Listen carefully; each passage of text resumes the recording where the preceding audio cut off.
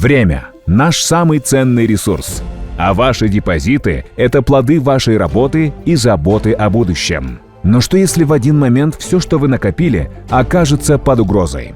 Знаете ли вы, что сегодня в Кыргызстане существует система защиты депозитов граждан, которая предоставляет компенсацию до 1 миллиона сомов, включая проценты по вкладам для физических лиц и индивидуальных предпринимателей в случае отзыва лицензии у банка и у микрофинансовой компании? С 2008 года Агентство по защите депозитов Кыргызской Республики оберегает ваши средства, гарантируя их сохранность. В системе защиты депозитов участвуют банки и микрофинансовые компании, имеющие лицензию Национального банка Кыргызской Республики на привлечение депозитов.